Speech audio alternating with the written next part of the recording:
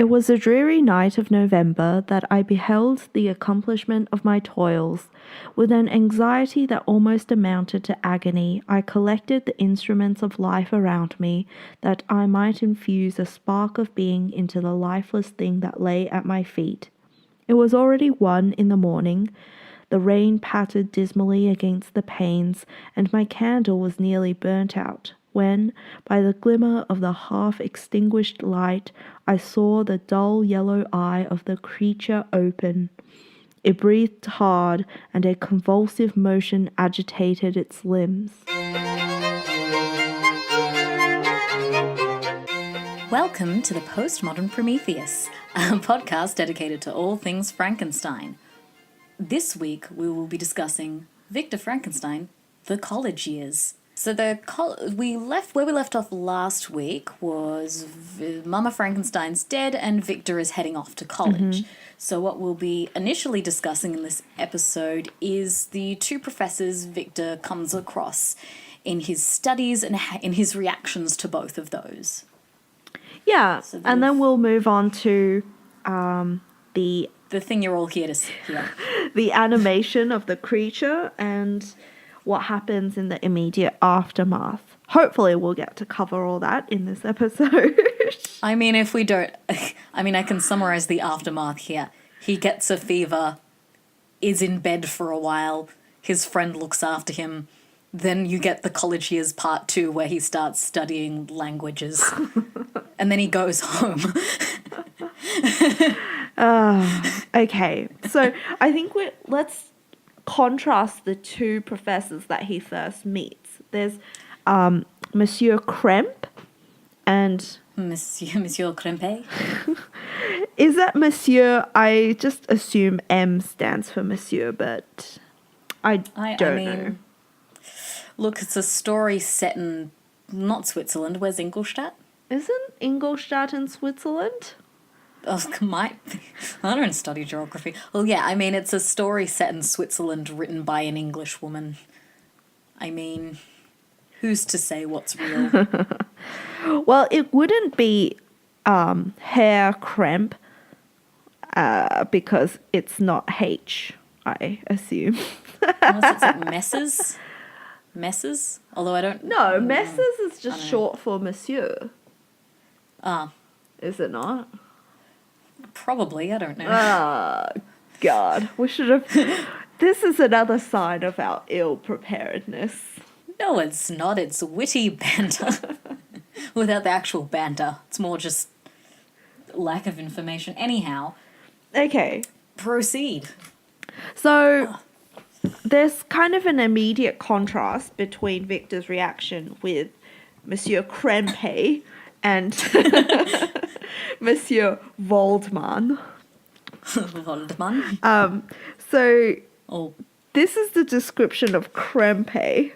He was a squat little man with a gruff voice and a repulsive countenance.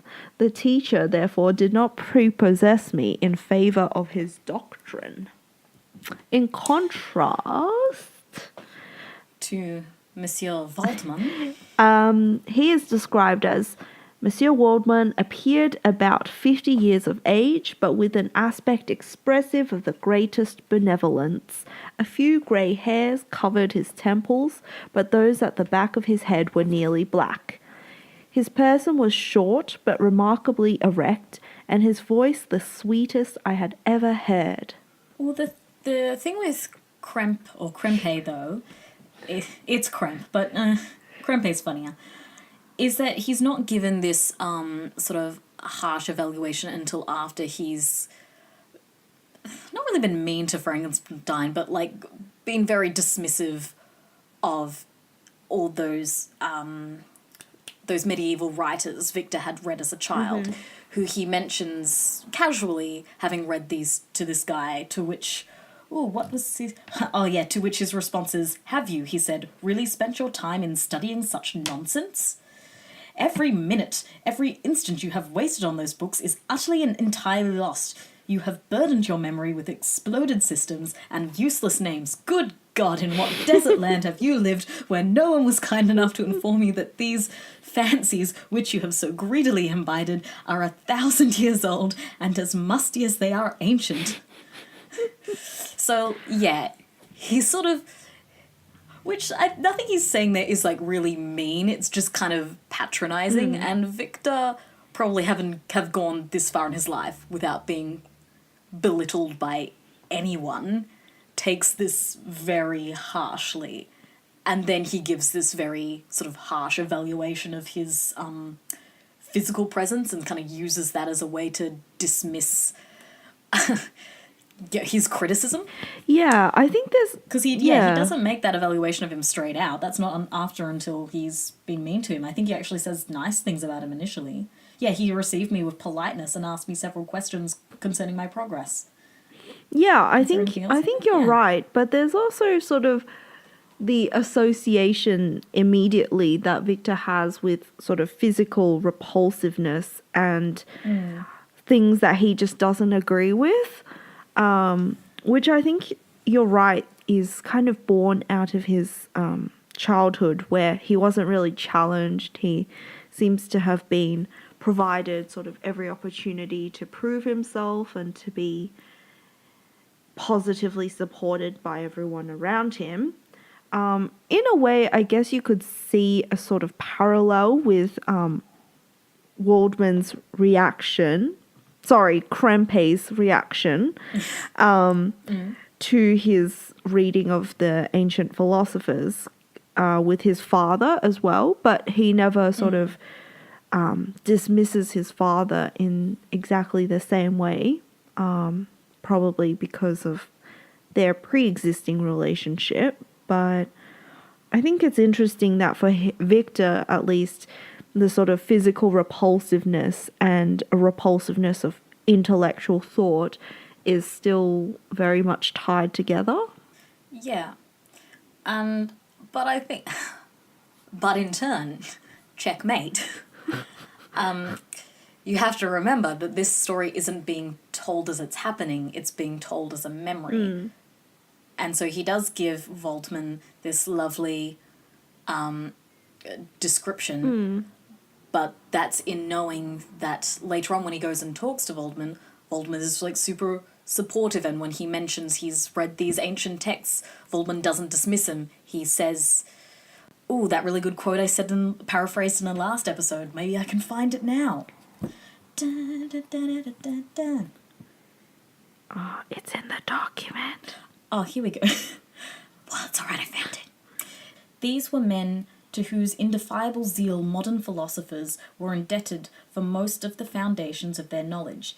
They had left to us as an easier task to give new names and arrange in connected classifications the facts which they, in a great degree, had been the instruments of bringing to light. The labours of men of genius, however erroneously directed, scarcely ever fail in ultimately turning to the solid advantage of mankind. So Waldman very much just takes these texts, these authors that Victor sort of has grown up really loving and sort of saying, like, yes, they're outdated, but they still have value. I think what happens here is that Victor finds sort of two possible perspectives when he first arrives at the university. One which is, I have to change everything fundamental about what I believe, which is what Kremp is suggesting. But on the other hand, Waldman is saying, oh no, what you actually fundamentally believe is right and accurate, but what's wrong is like your methodology. So I think Victor finds it a lot more palatable to not really question his fundamental beliefs and just say, my goals are exactly the same as they were, but now I just have a better means of doing this, which is through chemistry and modern science. Yeah. Well, I think at some point in the childhood years, his father does send him to a lecture on, I think it was modern philosophy, but it was towards the end of, I think, a series of these lectures, so he didn't understand it, so he kind of dismisses it. So yeah, I think that's a running theme with him is he doesn't like just sort of being thrown into the deep end. He likes being No. the big fish. Well, yeah, I think it's just that fundamental part of his character where he doesn't really want to be challenged on anything that he's already accepted as sort of fundamental to himself. And he's very resistant to any sort of difference of opinion as well. I think that's a very interesting part of his character, maybe a flaw that... Maybe a flaw in Victor Frankenstein? But it's not only a flaw God for among him. men. I think there's also carries through to the creature as well to some extent. And I think the contrast with Robert Walton is that Walton is able to be confronted with these Yeah, Walton actually desires to be challenged. Like, Yeah. he doesn't get challenged, so you don't really see him react to it. Well, I guess there's a mutiny at the end. That's a pretty distinct challenge. Yeah, moving on. And yeah, you never really hear anything about Victor actually learning stuff at university, more just him doing experiments, like going through the years and kind of just... I think part of the reason that a lot of things are kind of skipped over in this section is because Mary Shelley was not a university student who studied chemistry. Yeah. So it's kind of like if we were to write about something that we knew nothing about, you wouldn't want to really put in too much detail lest you become found out for the non-expert that you are. So I think there's an element of that, but like we said, it also ties into maybe he doesn't want to give too much away. He wants to make sure that no one really can replicate what he did, because in the end he realizes, I don't know, the flaws of what he studied. And Yeah, well, I mean, he realizes he did something wrong, but I don't think he ever really realizes it for the right reasons. no, he realizes that it was wrong in the way that it affected him ultimately. Yeah. But I think you're right that he never really sees it in broader terms outside of his own experience. Okay, so throughout the college years, the central focus is Victor doing his experiments, pretty much. You don't really... Because Mary Shelley was not a chemistry student, you don't hear a lot of specific details about, what he maybe learnt or, discussed or the topics or anything like that. It's, mainly a very sort of vague narrative of him, seeing him, gradually just sink into, this obsessive state of this experimentation, which starts off... How does his experimentation start off? It's It starts off with his work on animals, I think, and then it goes into his... There's a very long passage where he talks about his observing death and decay in human subjects. So the question that preoccupies Victor is, I think, can be summed up here when he says, "Whence, I often ask myself, did the principle of life proceed? It was a bold question, and one which had ever been considered as a mystery. Yet with how many things are we upon the brink of becoming acquainted, if cowardice or carelessness did not restrain our inquiries?" So he's very interested in how life happens, I guess. And he thinks it's a very, obviously, brave and sort of necessary thing to which he should apply himself, I think.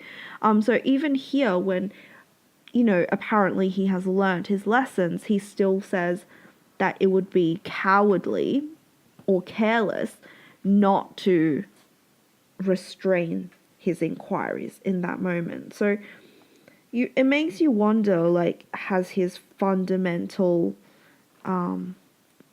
person been changed or challenged by what happens in the course of the text? Well, I think his like ultimate goal is the same as anyone's sort of studying microbiology or, medicine or anything. It is to like extend life. And I think that's essentially where he starts off. And that's it's not even necessarily a noble cause, it's just a very human cause to be driven by. But I think, yeah, he starts it off as to understand life, I had to understand death. And then he becomes quite obsessed, like seeing I guess, the transition between the two and the like rotting of bodies. And like, yeah, he just becomes quite obsessed with this idea, and then eventually, through their studies, thinks he has figured out the sort of answer between the two and how to, create life, essentially, which is where the like main interpretation of his experiments as reanimating lifeless matter, so like dead corpses, comes from, because that's not explicitly ever said in the books. I think the only point where that is like really, there's like an obvious thing of that is he said he collected bones for materials from charnel houses. So I think you can take from that he's definitely using human bones as like the structure, but the actual material of how he's creating the creature is never explicitly said, and certainly the creature is never described as being like stitched together. Yeah, so he says, I became myself capable of bestowing animation upon lifeless matter. So I think lifeless matter is pretty vague. Like, it can be lifeless because there was life in it and then it went away. Or it could be entirely artificial.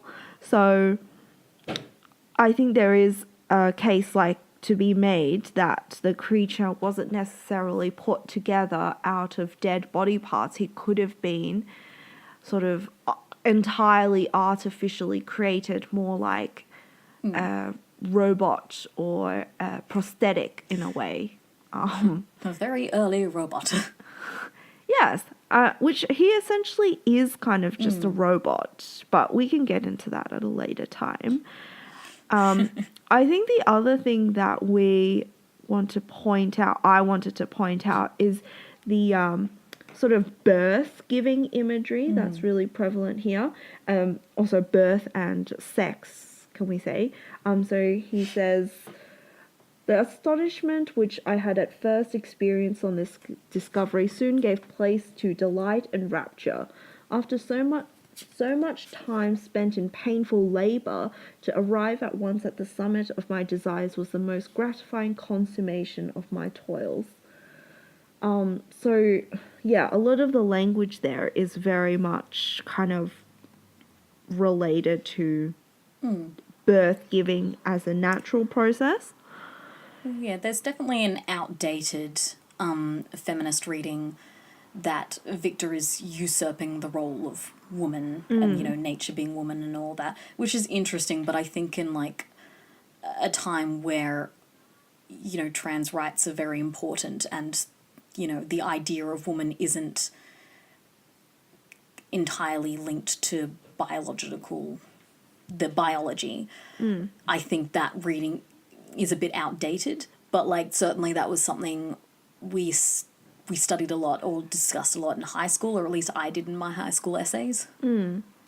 Yeah, I think you can see it whilst, it might not align to sort of contemporary politics so much, I think it's still relevant in a sort of more historical reading of the text, where I think it's definitely a factor in, the context of when it was written. But I think you could also read it as a sort of, it doesn't have to say, I mean, in such a reading, you wouldn't necessarily have to point to the gender essentialism of some feminist readings. Like, it could be to do with the sort of role of patriarchy in a way. Like, if you think of his usurpation more as a assertion of his sort of male hubris or dominance or a sense of his own sort of power, extensive power, that has no biological or otherwise, or cultural, I think more importantly, social and cultural limits, then it's still a very destructive thing that he's doing here. Anyway, so that was my long rant about patriarchy. Essentially. That was my long rant about the patriarchy. It wasn't too long. It wasn't very articulate. Feel free to cut most of that.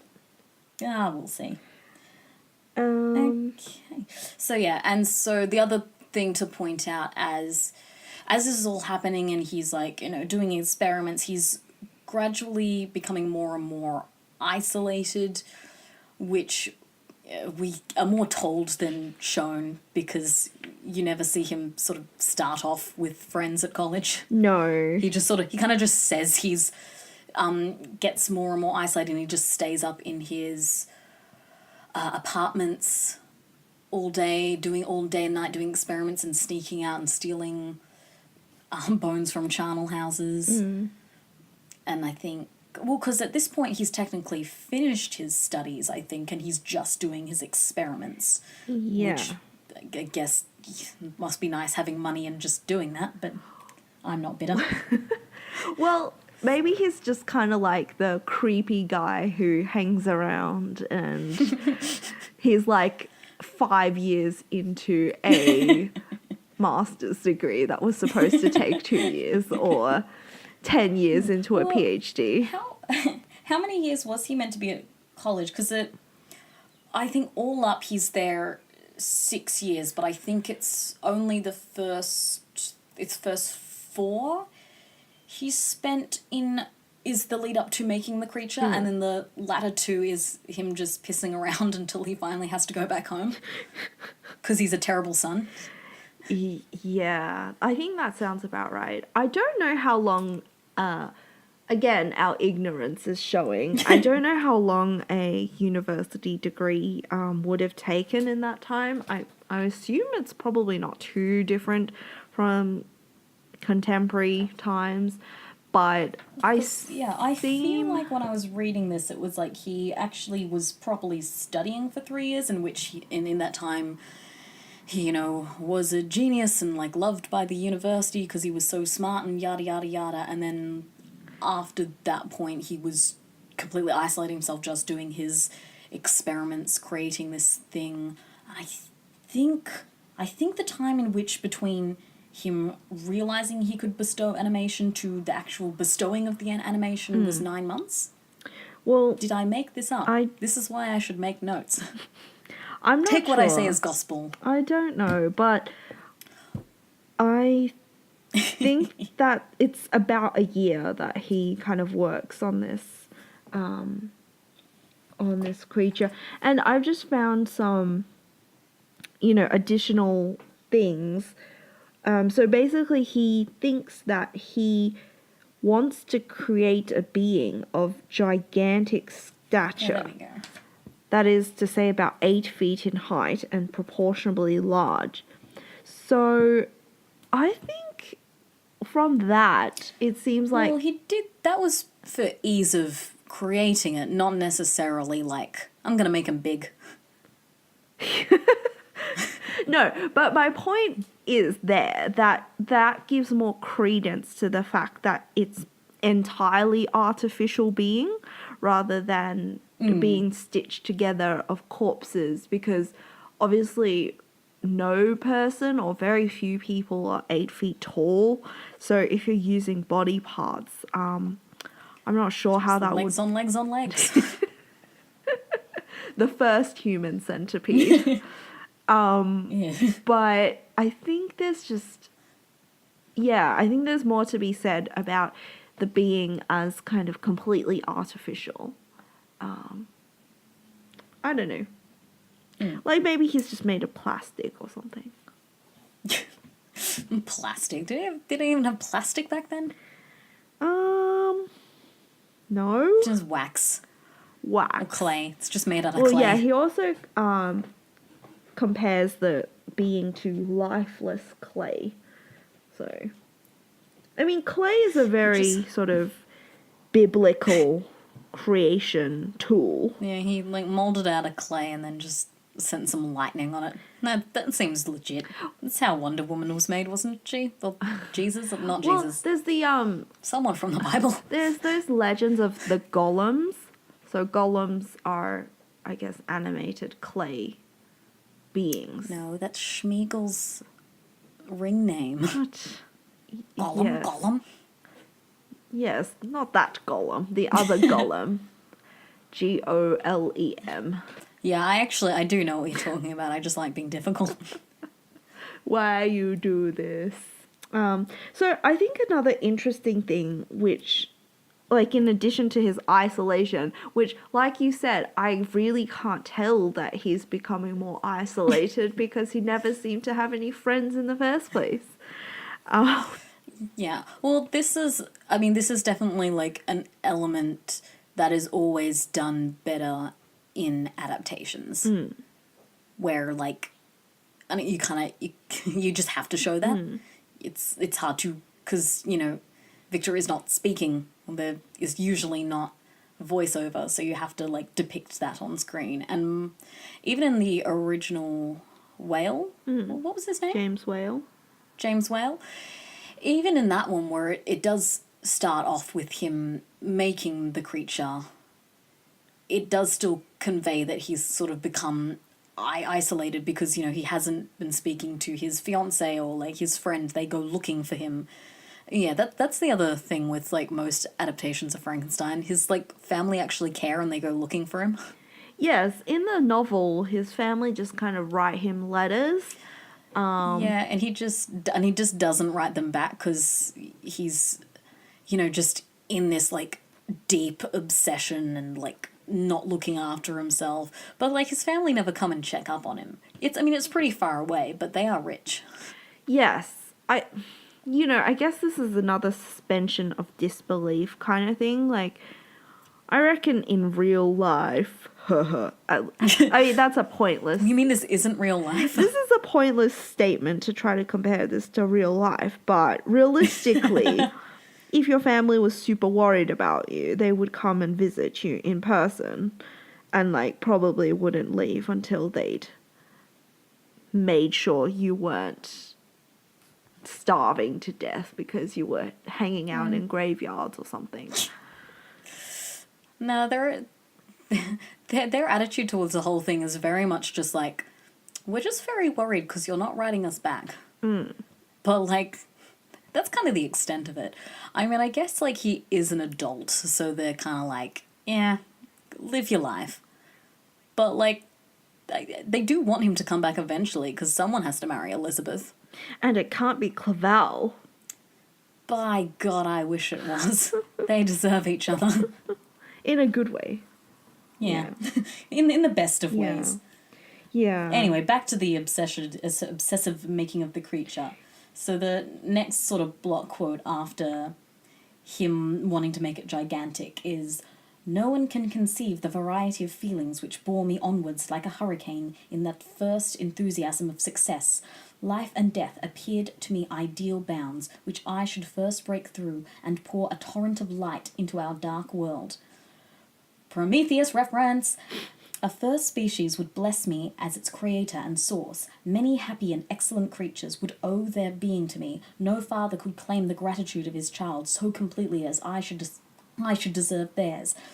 Pursuing these reflections, I thought that if I could bestow animation upon lifeless matter, I might, in process of time, although I now found it impossible, renew life where death had apparently devoted the body to corruption." Vindication! Well, it's not reanimation! Well, but I think it's actually more evidence for reanimation because it says renew life where death had apparently devoted the body to corruption. So I think that would hint at more reanimation. Yeah, no, that's reanimation, but he's saying maybe if I can, like, put life into something lifeless, I can then later on put life into something dead. That's true. So it's drawing a comparison there. Yeah. All I'm saying, really, is that when adaptations do a thing where the creature has been stitched together by bodies and then he starts, like, remembering things from his past life, I get annoyed. Yeah. I think what was the other? Oh, Penny Dreadful definitely did that. Yeah, they do that, but like they do everything else well. Yes. Yes, but they also don't do the gigantic monster or Rory Kinnear is only so tall.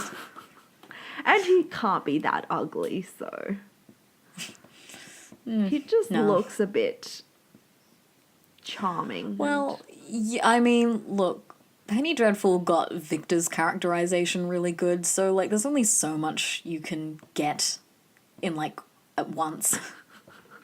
Yes, and, like, the creature's characterization was also good. I mean, Penny Dreadful is just a good show.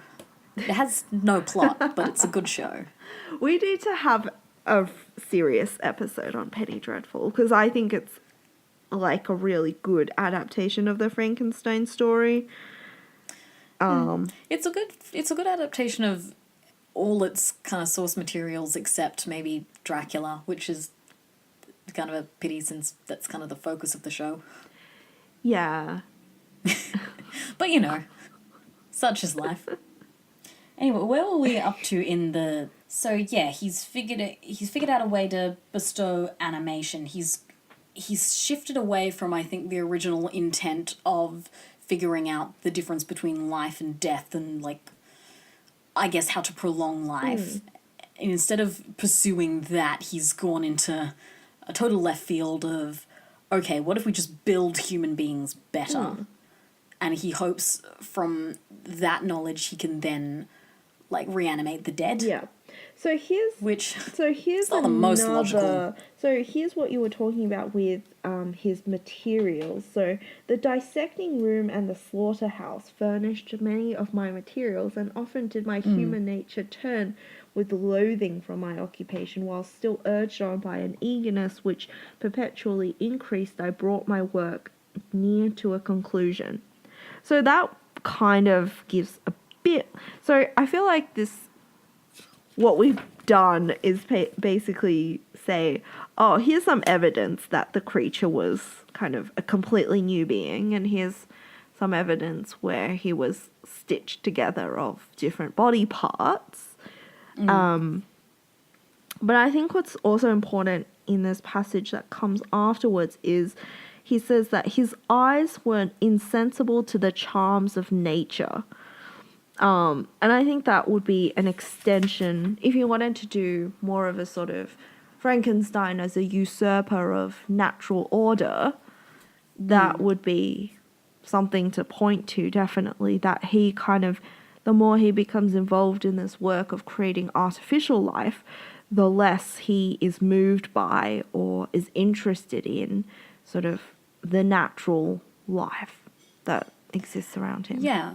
Well, I mean, certainly you could see the whole novel as him usurping the natural order, or, like, going too far, or, like, digging too into nature and nature sort of fighting back by, like, giving him these horrors in like a metaphorical sense, or, like, literal if you want to take this book as, like, pseudo-magical in a way, which, I mean, you kind of have to. He, like, creates a human. In, like, 1800s.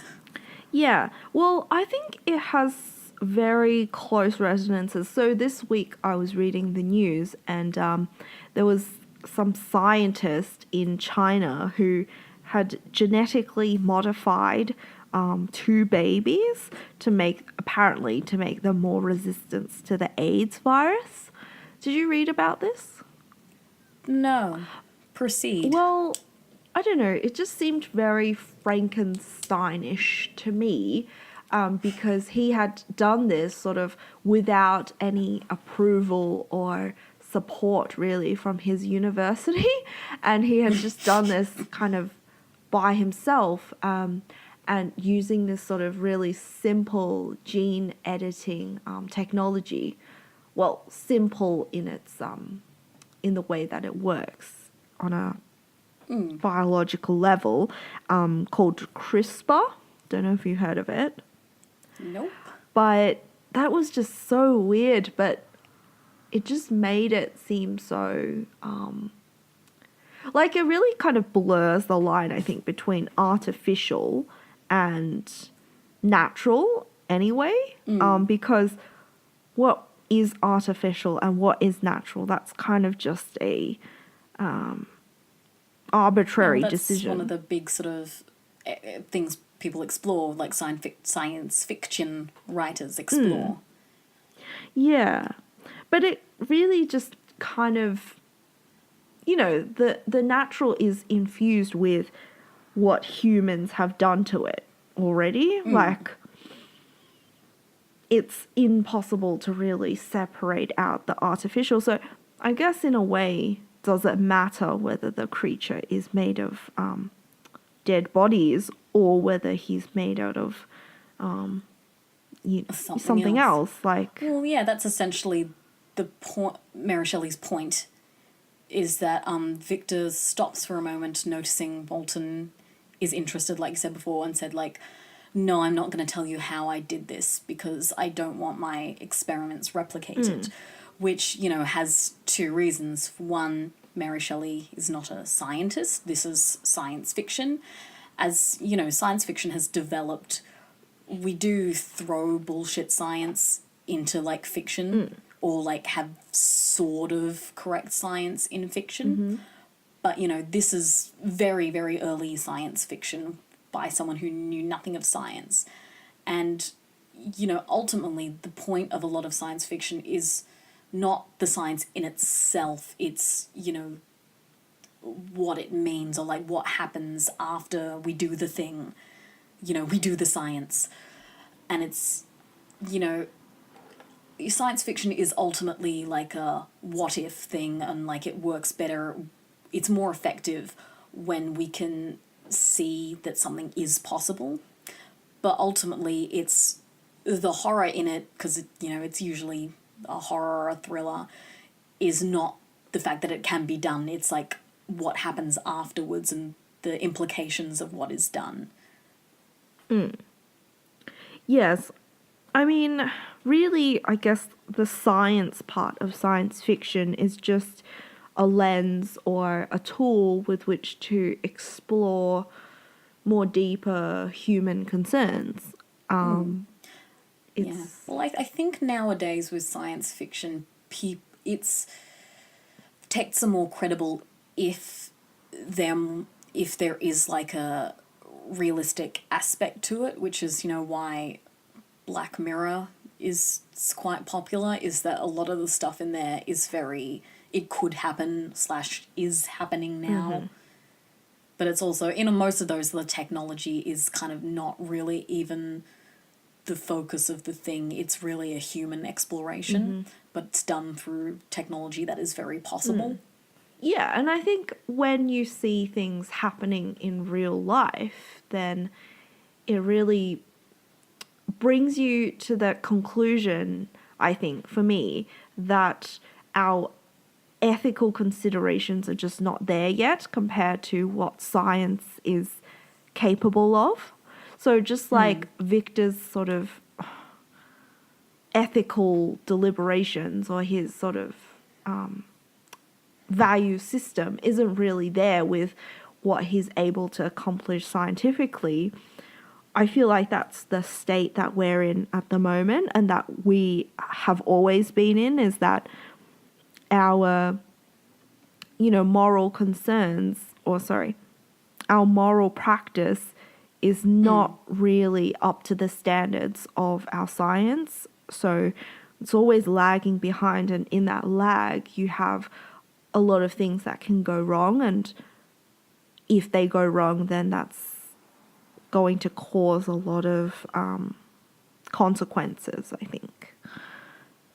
I think there was maybe one or a few interesting quotes in you remember when Pemberley Digital did a Frankenstein adaptation a few years ago? Oh, yes. Did you watch that one? With the gender swapped Frankenstein. Yeah. Yeah.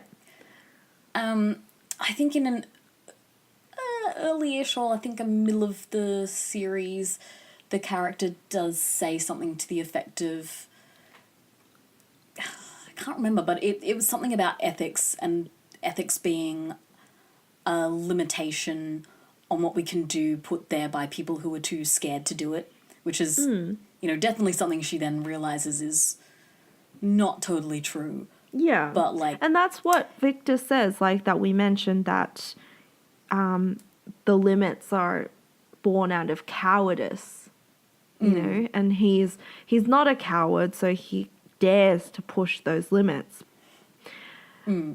without, considering the wisdom of those limits. Yeah, but it's, definitely, like, his ambition gets the better of him and, like, I think undermines initially noble intentions, because then it turns into, like, I will have a whole race of beings who will be indebted to me as their creator. So, it goes a far stray away from just a young boy trying to come to terms with death and, like, how to prolong life, and just be loving science and wanting and exploring natural philosophy and all that.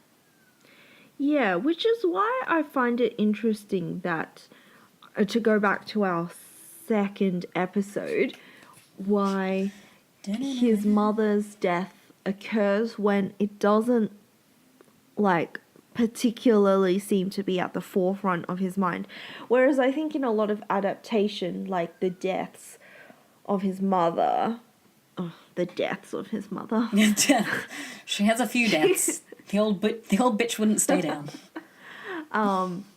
Like, it's actually a pivotal thing in his life. Whereas I think in this book, he just comes off more as even more sort of grotesque, in that he just has that sort of arrogance and sense of entitlement to something. Yeah, I think certainly the book doesn't really obviously link his growing madness to, like, his mother's loss, except in, like, a couple subtle ways. I don't know, I think to a degree you can call that failure of the author, maybe. She was very young when she wrote this, after all. But, like, I don't know, you can make of it what you want, I think. No. Mary Shelley is perfect. I also love Mary Shelley, but... Yes. She is... This book does have its flaws. She is our bae. She is our bae. I think, 1818, Mary is our bae. 1831, Mary is less our bae, because she was older and could have fixed things and did not. And by things, I mean Ernest. Other things as well, but mostly Ernest. Yeah, so when we meet Mary in the afterlife, our one question will be... What happened to Ernest? She'll be like, what, Ernest? Who's Ernest again? And then we'll just go straight to hell, because what's the point of being in heaven if Ernest doesn't exist? Oh, it was a test. It's like The Good Place all over again. Our version of The Bad Place is just Mary Shelley not remembering who Ernest is.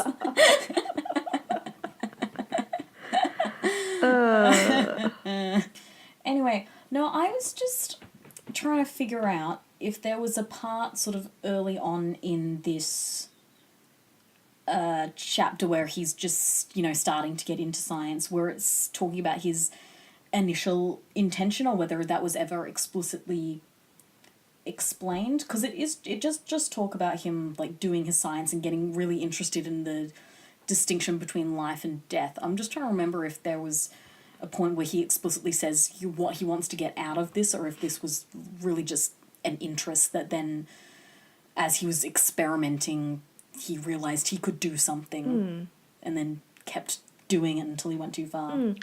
Well, I think the premise of your question suggests that Victor has any sort of insight into his behavior, really. And he seems to be a character that lacks a lot of insight. This is true. I don't know that he would really... Well, it says here, whence I often asked myself, did the principle of life proceed? So that means proceed is proceed. I get proceed and proceed confused because I'm an idiot. Is there a question there somewhere? Yeah, proceed is where it comes from, not where it goes. Or am I getting that backwards? I don't know. This is why I struggle with words. Let's not delve into that. No, but I'm trying to understand if you're saying, like, I want to know where life goes or where it comes from. I see what you mean. I think, yes, he means where life comes from. Okay, proceeds. Yes. I think, actually, something that I never thought about from this perspective is that how atheistic Victor comes across here. He really...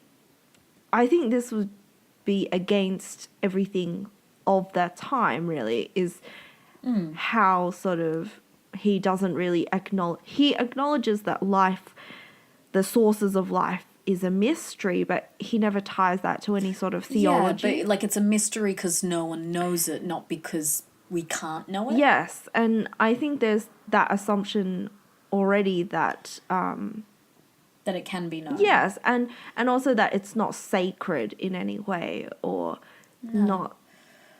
Well, like, I think that's the kind of one of a good quality of Victor. I think he sees the sublime and the beautiful in, the scenes of nature rather than any kind of divinity, which he then, I think, it's a self-destructive reverence he has for nature because he then continually tries to understand it. Like, he never sees it as divine. He sees it's beautiful and it has this extreme effect on him.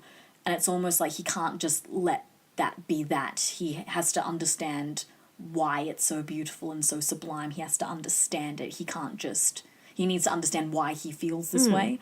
Not that that's ever explicitly said, but you can, like most of my interpretations, but you can certainly read that into it because certainly that's the only time he ever shows any kind of reverence to something other than science or himself.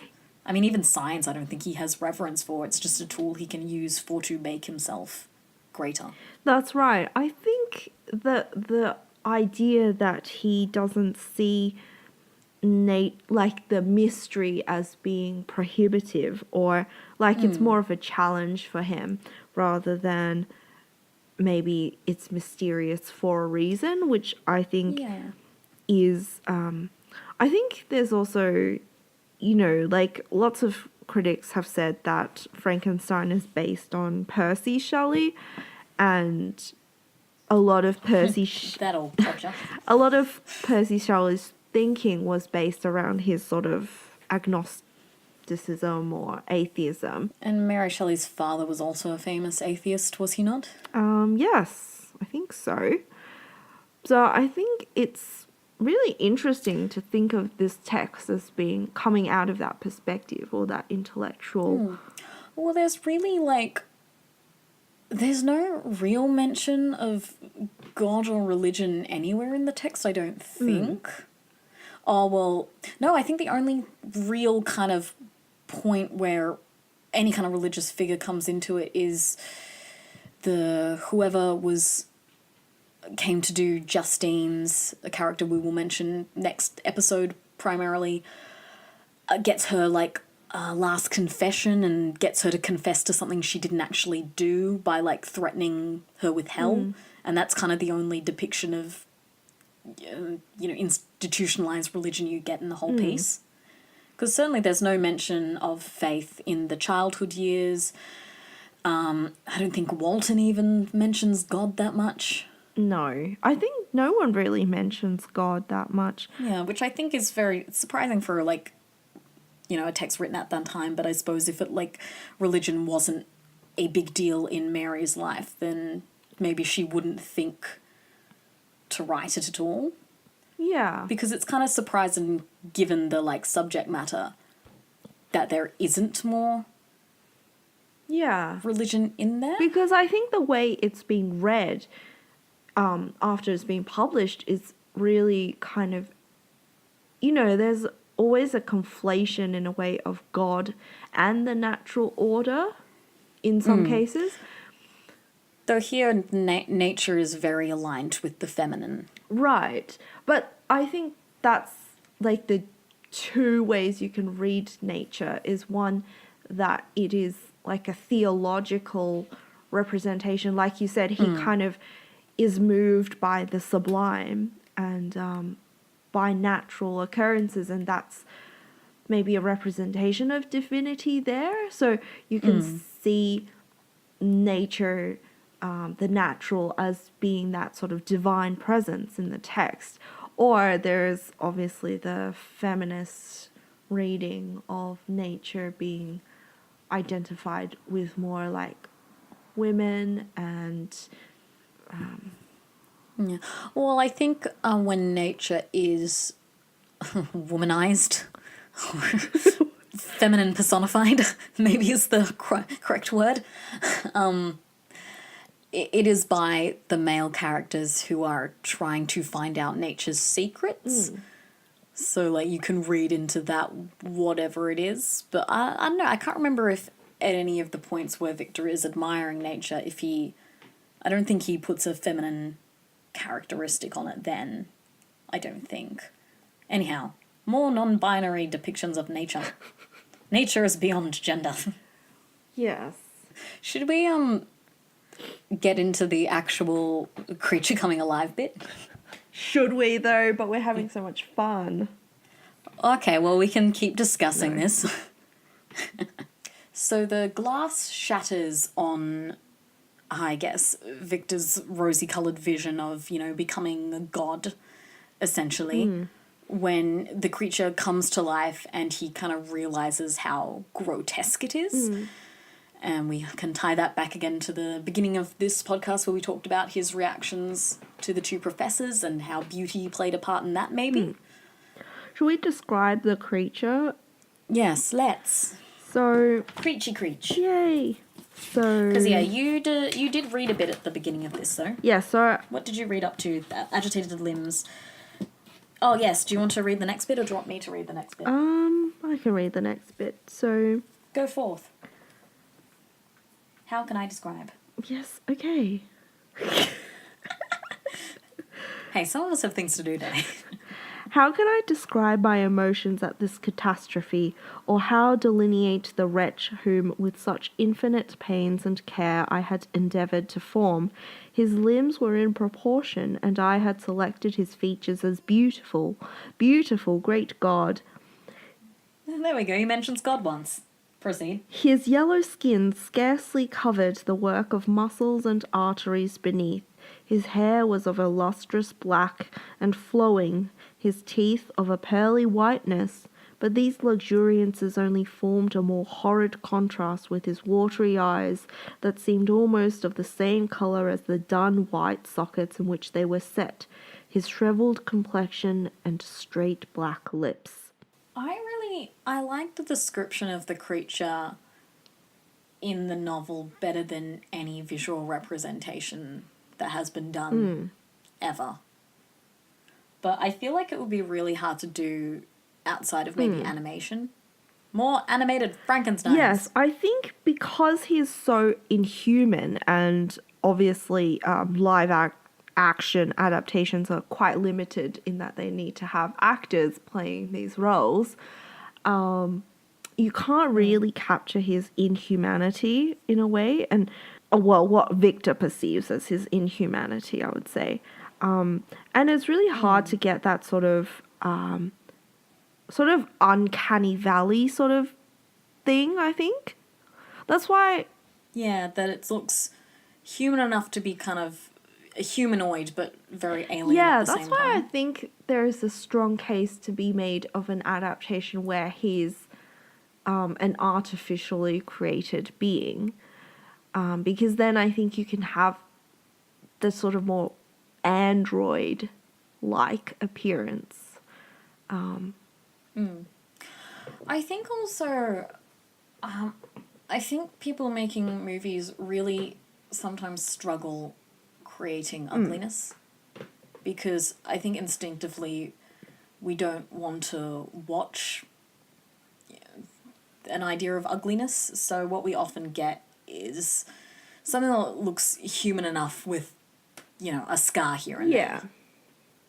Yeah, or you get this sort of weird cartoonish but very unrealistic, like Boris Karloff type. Boris And he's Karloff. not even ugly, I think, at all. Like, No, he just has like freaking like bolts in his neck. Or yeah, head. and he just kind of looks a bit I square. haven't seen the film in a while. And his limbs don't work so great, so he just kind of shuffles. Yeah. Ah, Yeah, I mean, I poor like the dude. description of him, like physically, as sort of the inner workings of the creature are sort of visible as he, Yeah, I as he really like that. moves, or so you can kind of see he's kind of a deconstructed human in a way. And it means anytime Victor sees him, he's not just confronted with a monster, but very obviously the entire mechanics of like how he did it. Like he can see his handiwork all over the creature because he can see inside Yeah, it. that's a great point. And I think there's also, if you see it as a stranger, maybe you're confronted with your own sort of mortality in a way. Like you can see this yourself as an artificial being by looking at this artificial being. Yeah, it takes away the mystery of life, I suppose, because you can see how life exists and it's not magical Yeah. anymore. So, like, yeah, so Victor recoils away from this thing, supposedly for its ugliness. I think, for its ugliness, but and then secondarily, he kind of like realizes that maybe this was probably not the best course of action.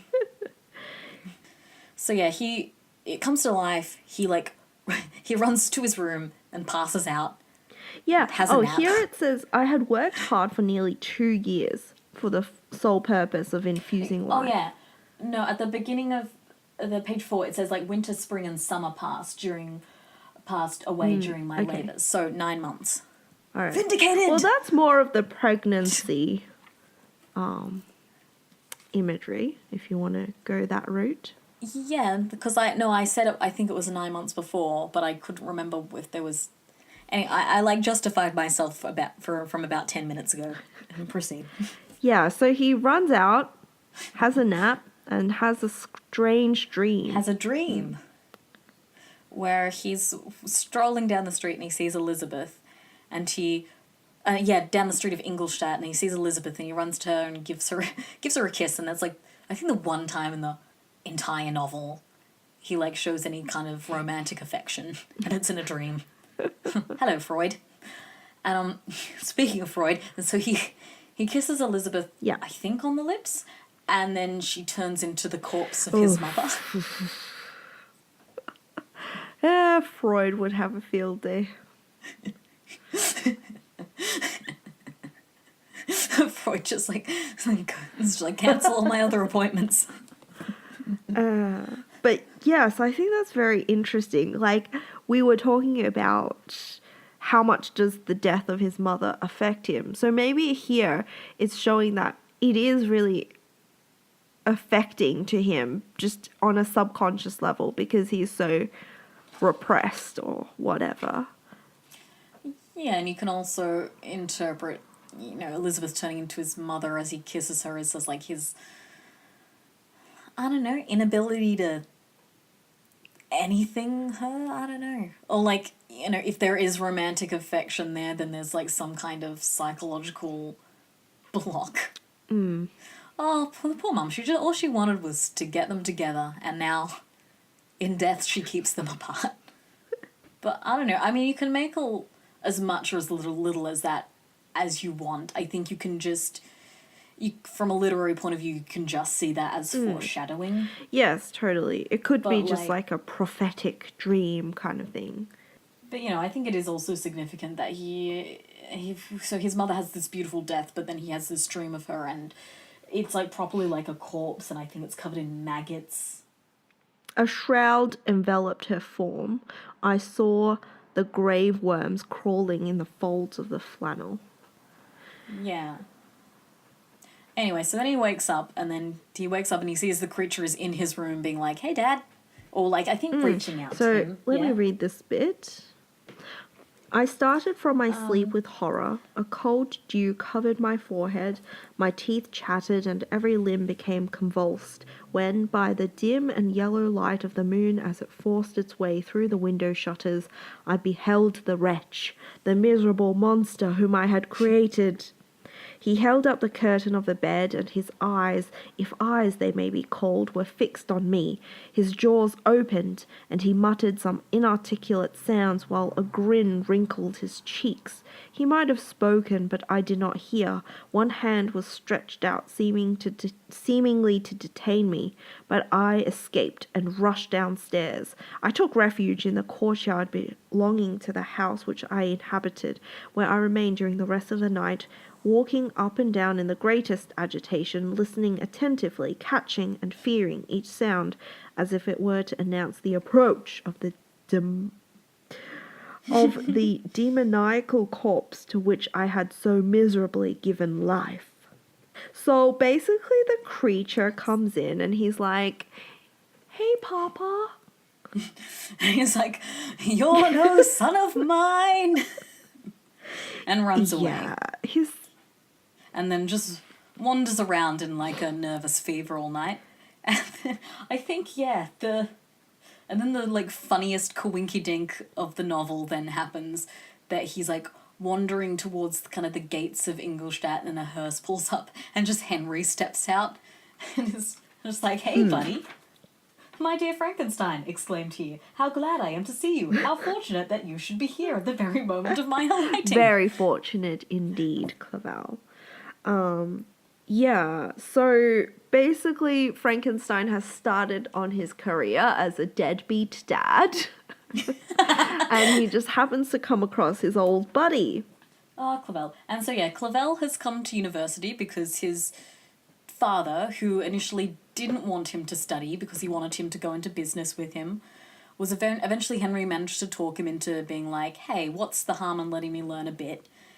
And Papa was like, "Oh, look, fine, but only because I love you." So Henry's turned up at college ready to learn and is landed with his now mentally unstable friend who he has to nurse back to health for the next year. So they go back up to Victor's rooms, and the creature's nowhere to be found. So Victor is thrilled for a second, and then he has a nervous breakdown and convinced the creature's coming at him, and then is basically bedridden for like nigh on a year afterwards. Yes, Victor is a very delicate constitution. But I found it just... I don't know, he's just like not honest with his friend, and I find him really kind of repulsive in this section. Well, yeah, he does abandon his child. Yes. And for all intents and purposes, it seems like he thinks of himself as the wronged person somehow. But like even in the description that he gives, it doesn't seem like the creature is being particularly monstrous at all in that section. Like, it describes his face as a grin, and like his arm is reached out, and Victor assumes that is... But even Victor says, like, seemingly to detain me, not to detain me. It's almost like he's looking back on this and he's like, he probably just wanted a hug. Oh, that's sad. But, like, yeah, even from this opening from Victor's perspective, the creature seems quite innocent. Yes, I mean, I think he seems very like a cipher. Like, you can really read anything into... I think that's purposeful in that his actions are sort of not... They're quite neutral in if you take them more objectively. I just am really interested in the way that Victor reacts here. That he kind of becomes suddenly ill and then...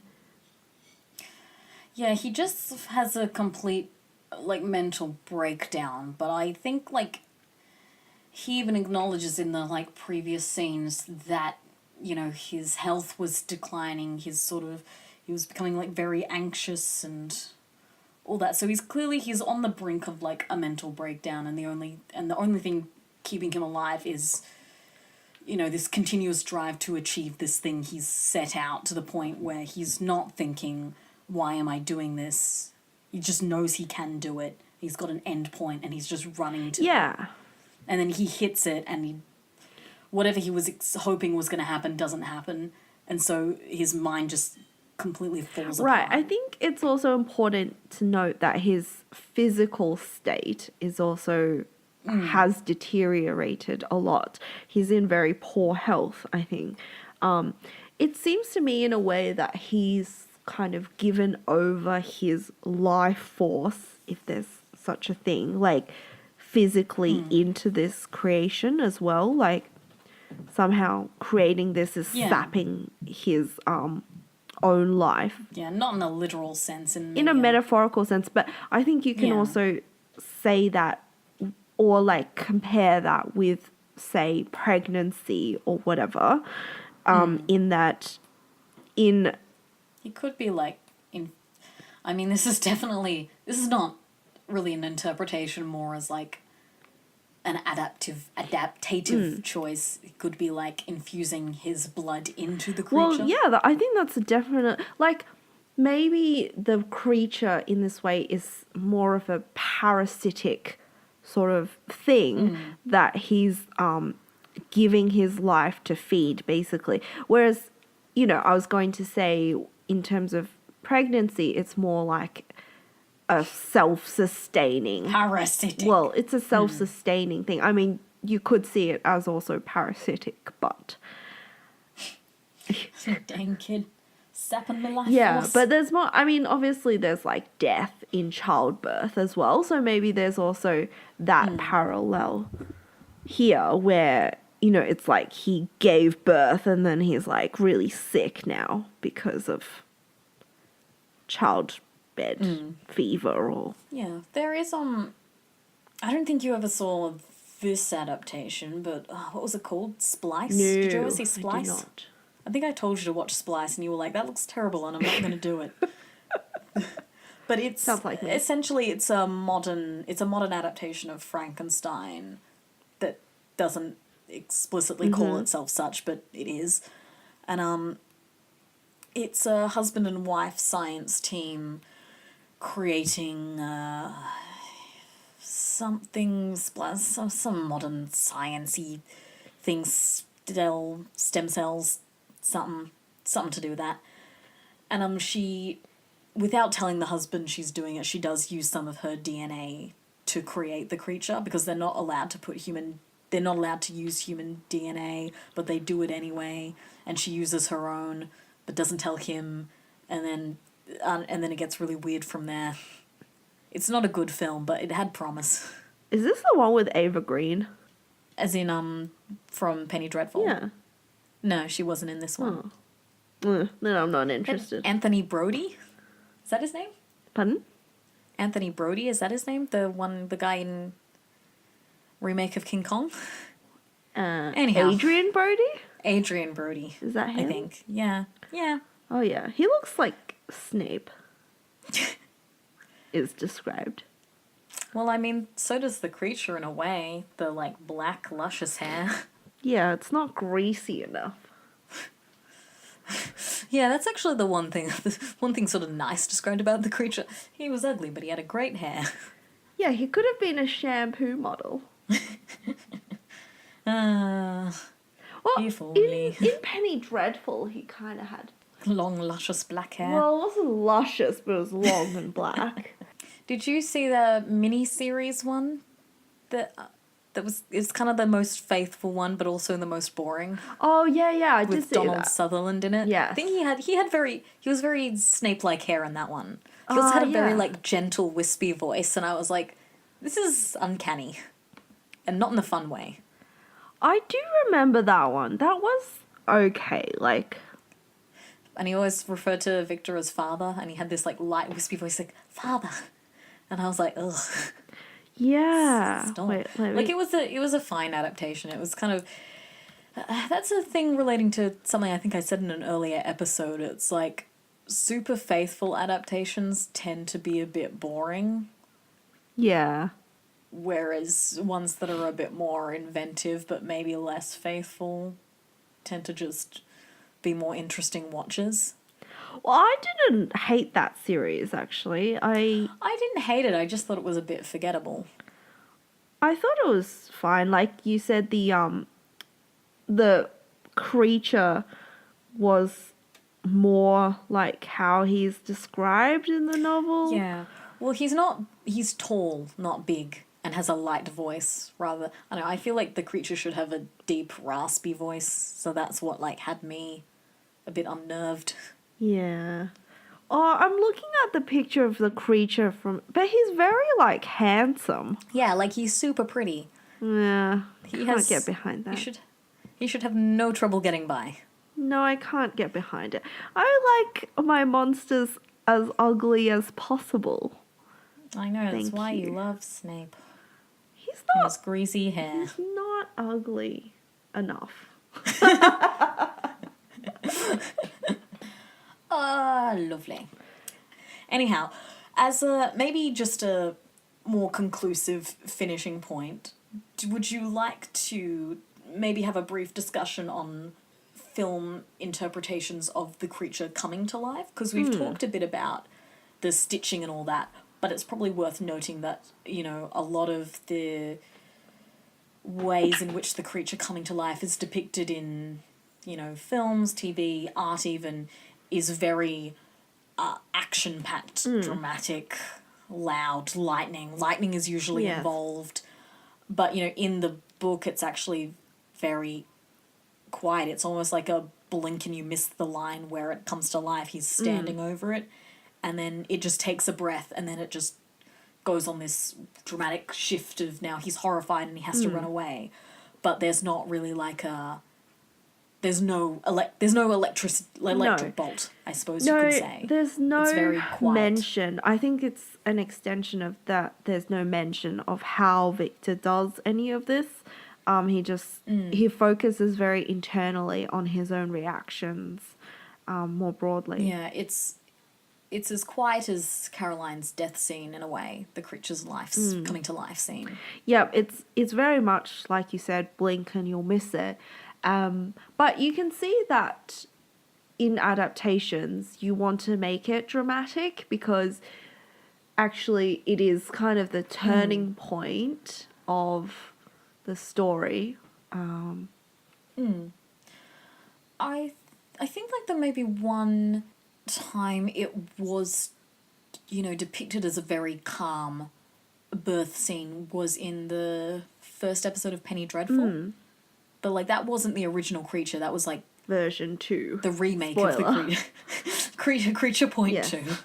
Yeah, so like in spoilers for like the first 2 episodes of Penny Dreadful, I suppose, is that you see Victor bringing this creature to life, and it comes to life at the very end of the first episode, and you've got like a cadaver lying on the, you know, lab table, and then Victor turns away, and then you look back and it's not there. Victor turns around and the he's standing just very calmly and just sort of reaches out to Victor and sort of like touches his face, and it's a very quiet, subdued animation scene. Like you don't even see it happen. He's just suddenly alive. And then you get flashbacks of his first creature being born. Creature point 1, which, yeah, much like I guess in the book. Well, it's still like, it's not...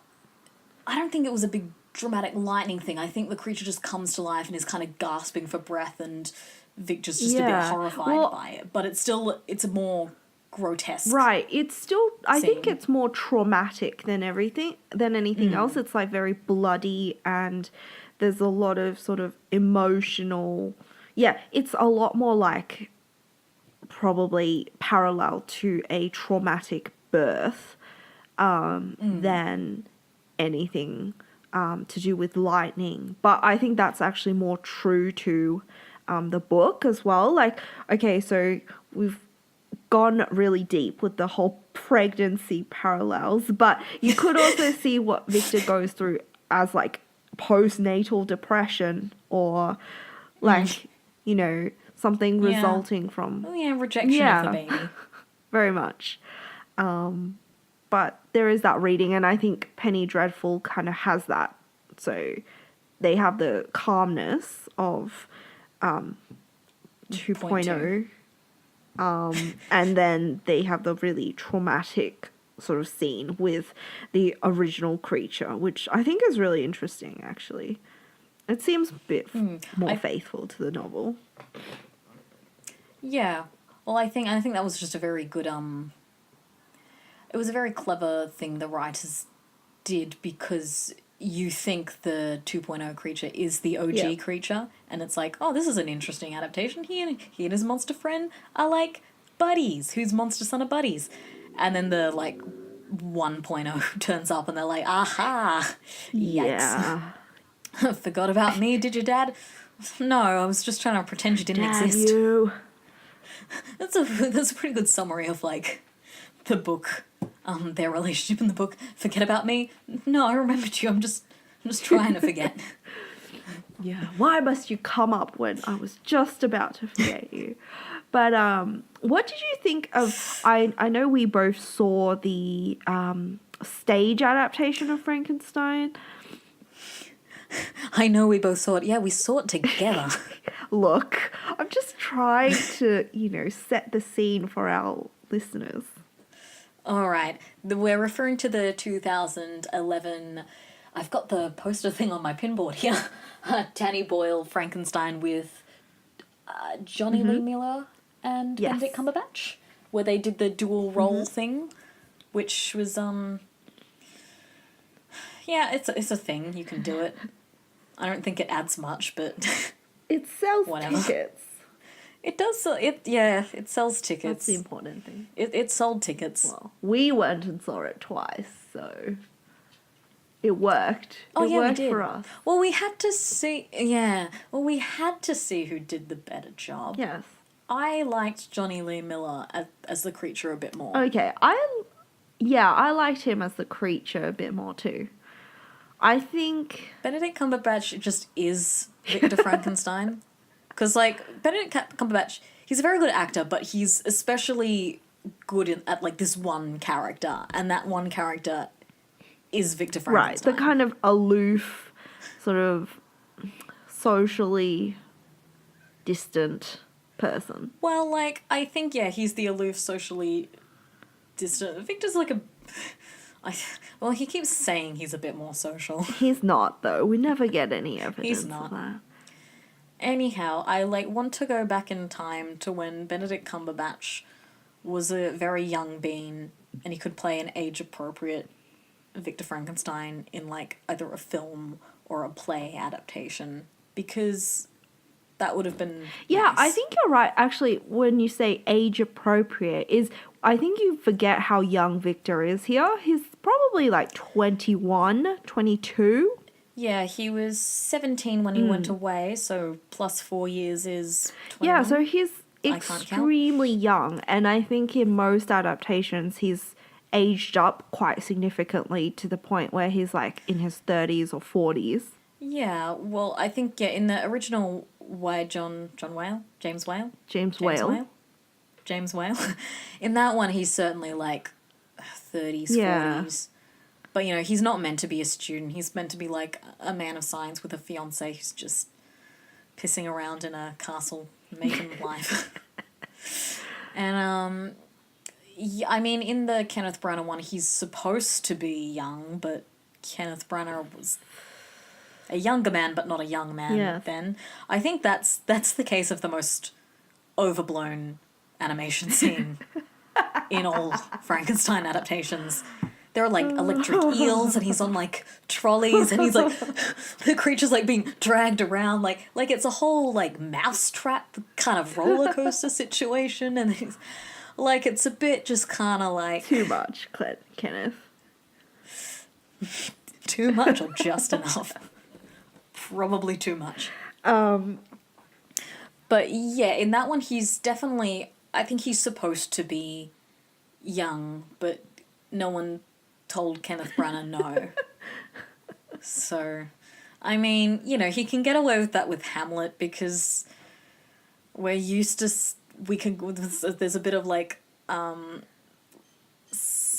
what's it? Something of disbelief, suspension of disbelief when it comes to Hamlet. Like, he can be played a bit older, and we'll just like go 31. Canonically, he's 31. Then why is he still studying? He's just like... I mean, I suppose... But, like, why is he a full-time student? He's just like that kid that never moved out of home. He just, like, lives in his parents' basement, like, thinking about existential philosophy or some shit. And then he's like, oh, no, I'm working on my thesis full-time. And then he's just playing video games.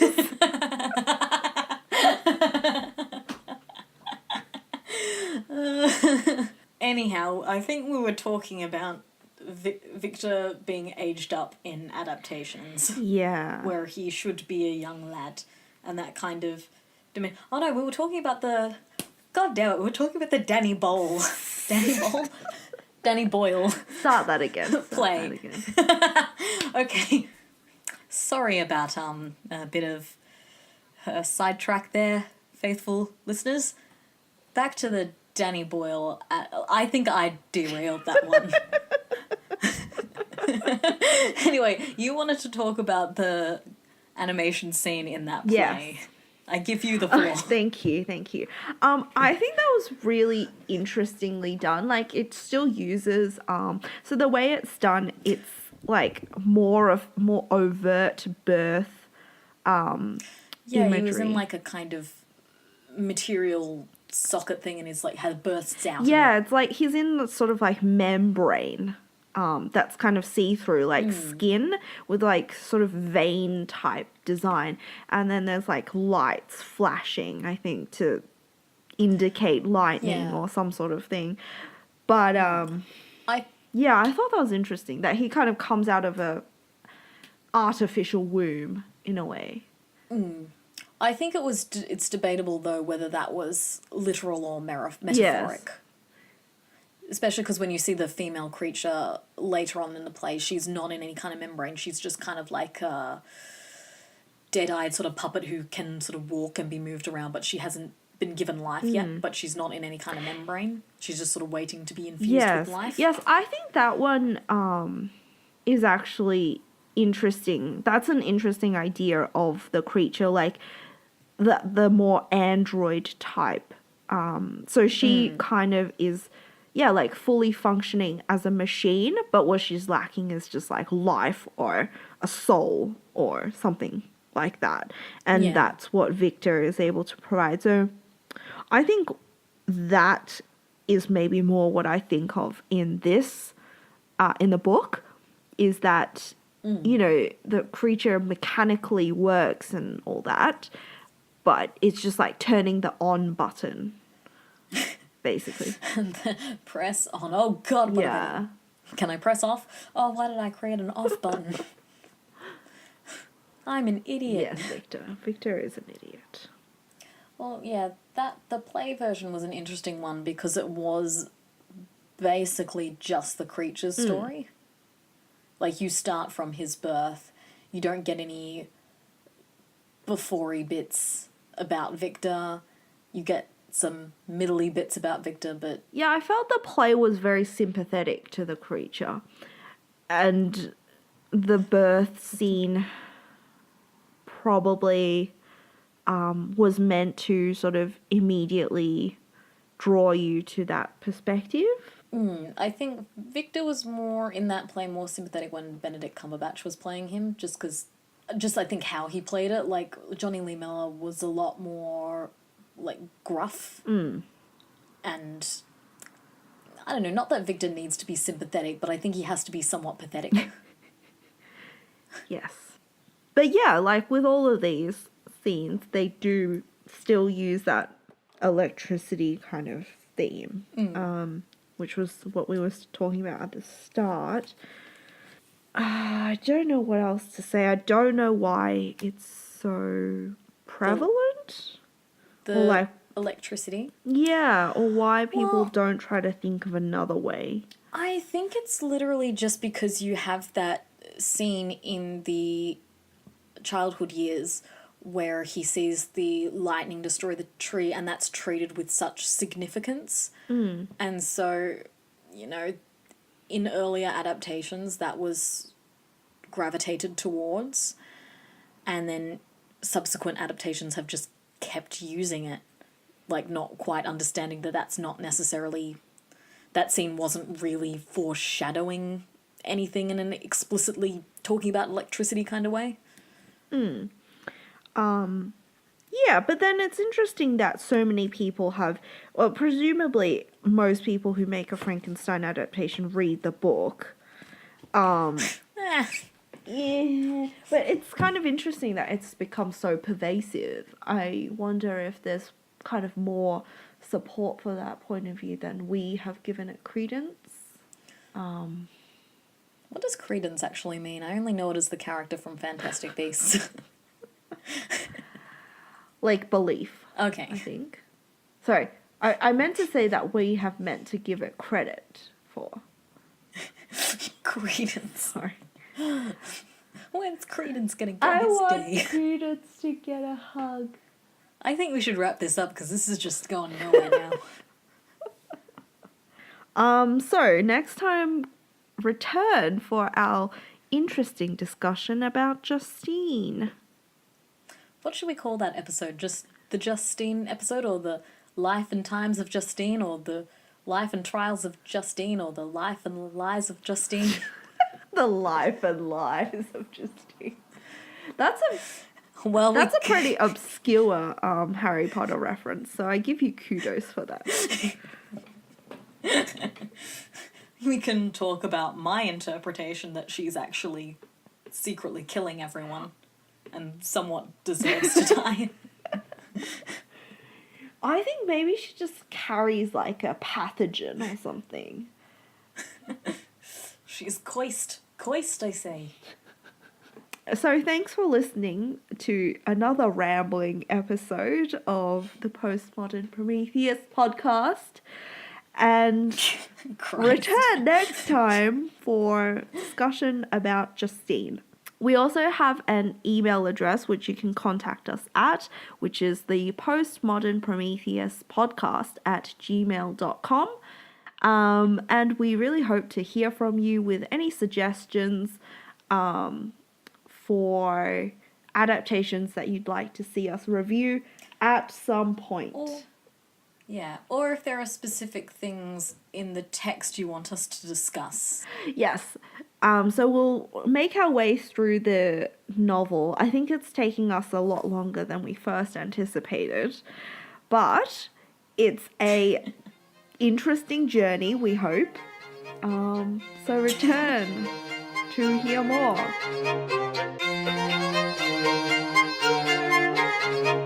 Just don't really like Dracula that much. The book? Yeah. Just kind of find it a bit boring. I think it's okay. I enjoyed it's fine. I enjoyed the novel more than adaptations of Dracula because I think it was more interesting. You don't like the Gary Oldman weird bestiality wolfman sex scene? I've never seen that, but It doesn't sound basically just what I just said. okay. Well, that sounds amazing what you just said, but